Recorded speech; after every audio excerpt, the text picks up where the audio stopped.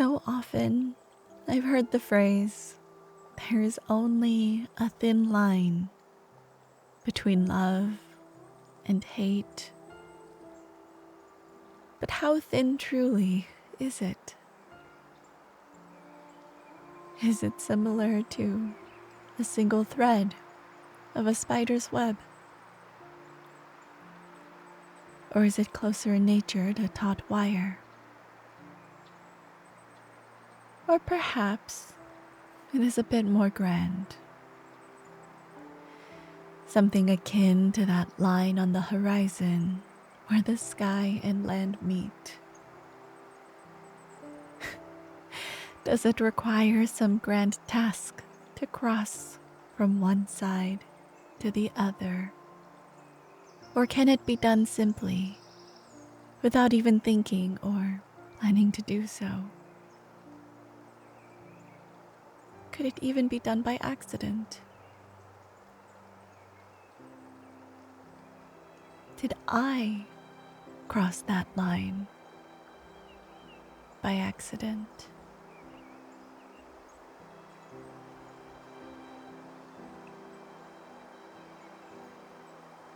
I suppose if I am to find the answer to that, I must first find the answers to several other questions first. To start, when did I cross that line? When did I cross that line? When was it that I looked at where my hate and love for you stood, facing each other, as if preparing for war, and I decided to betray one feeling for another? Did I even change my allegiances willingly?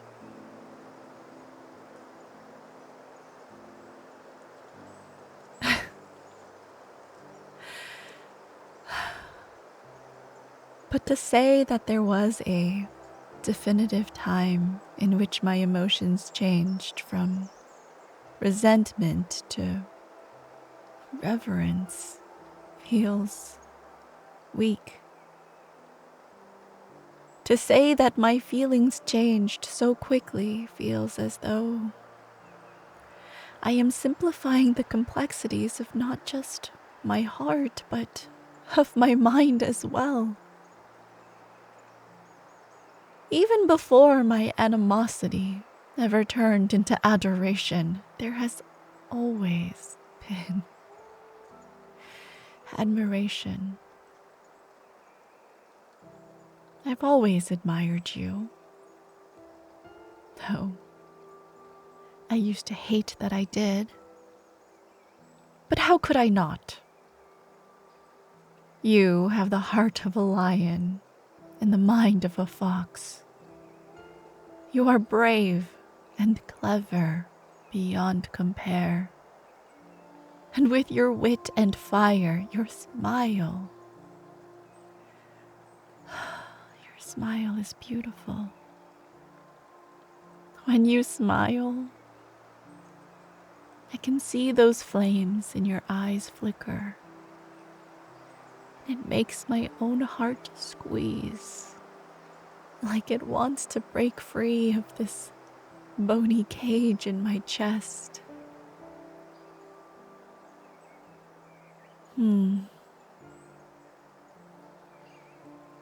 Now that I am thinking about it, I suppose it was not a singular moment in which I realized I had fallen for you. No. Instead, there were several moments in which I realized that I was in the process of growing fond.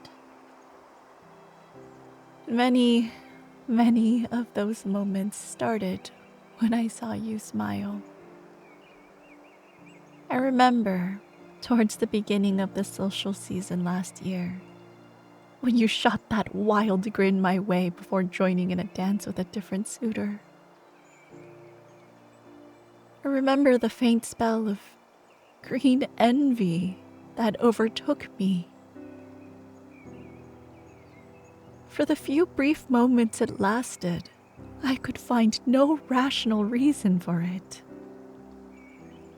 Then I saw the way you tripped them up with every spin, and I watched their expression turn crestfallen as you snuffed their every attempt at a conversation.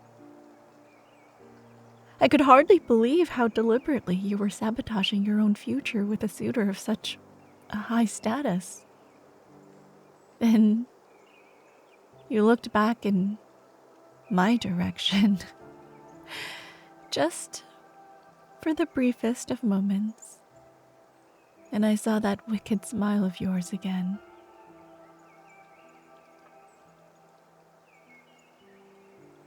Would you believe that the look of pure diabolical glee on your face the moment the suitor stepped away from you made me smile as well?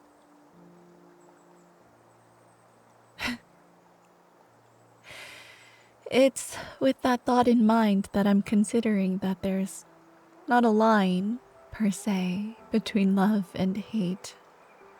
Rather, after some consideration, I believe that such emotions exist on a gradient that contains two different axes.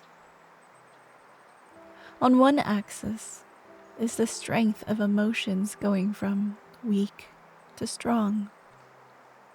The other axis ranges from negative emotions to those of a more positive nature. I believe that while my feelings for you may have initially started out towards hatred, as I came to know you more, I realized that I was bound to grow, to admire you. However, the strength of my emotions prevented my thought towards you from remaining at simple admiration. No, rather, my feelings remained just as strong as my hatred turned into endearment. Though I suppose it only makes sense that my feelings remain equally as strong throughout my entire time of knowing you. You are able to draw such strong emotions from me, and I can't even figure out how to hold those thoughts at bay. No. When you decide to place yourself in my thoughts, you make my mind spin and my heart race as I try to wrap my mind around how I feel for you. But as we've grown, it's become so much easier to realize my feelings for you. My mind finds joy in thoughts of you. My heart yearns to be in your presence again. I, as a whole, wish for you. For you.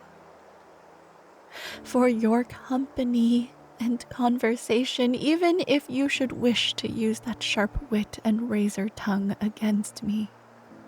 Even if you should not feel for me in the same way that I've come to feel for you.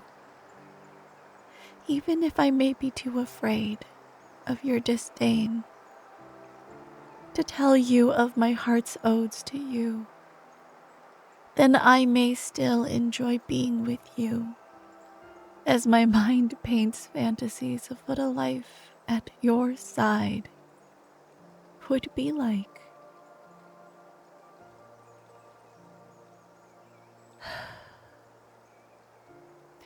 I can't tell you how many times I've thought about extending an offer of courtship to you.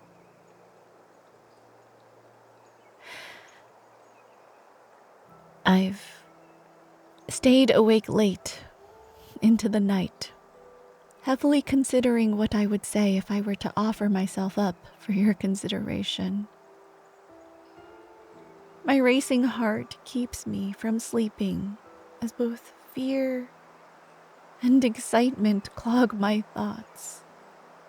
I know that you would turn me down and likely scoff in my face, but the very possibility that you might now, that You might truly think over such a decision. What would you think about pursuing a relationship with me? Would you be disgusted? Or would you take the time to consider what I have to offer you?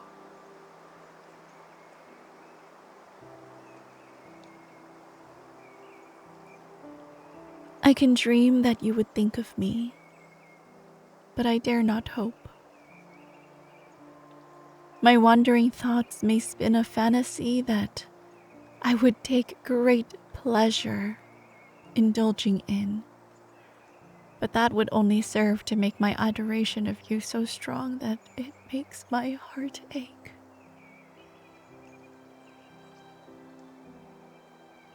But perhaps I might give it more thought come the next social season.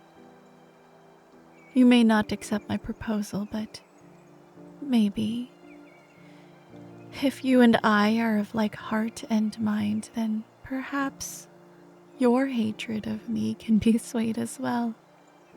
Or maybe, dare I say it, they already have. If there is even a chance that you would consider a courtship with me, I am willing to take that risk. Love and hate may both be strong emotions, but I hope that you, like I have, find yourself trading one for another. I can only dream of the day you forgive me of my prior hatred towards you. Now, my heart only knows your many, many praises and sings them like a songbird. But that is what love does. Is it feels so achingly much. I believe I shall extend that invitation of courtship towards you, if only to satisfy my heart. However, I have a suspicion that no matter if you accept or reject me, my heart will still adore yours all the same. Oddly enough, I am quite pleased with that idea. My heart is loyal and shall not betray yours, even when in pain. I can simply hope that I may capture your heart in a similar state. But until then, my wishful thinking needs tending to, and my heart needs to indulge in the irregular beat it plays for you. Until the social season, I shall allow myself time. But once the time finds us, I will find you. And finally, at long last, put my past hatred of you to death with a confession of my love.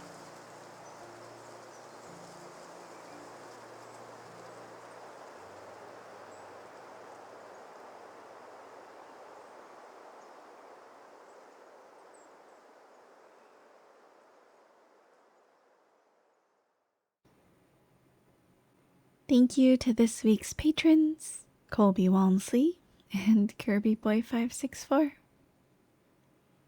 See you next week.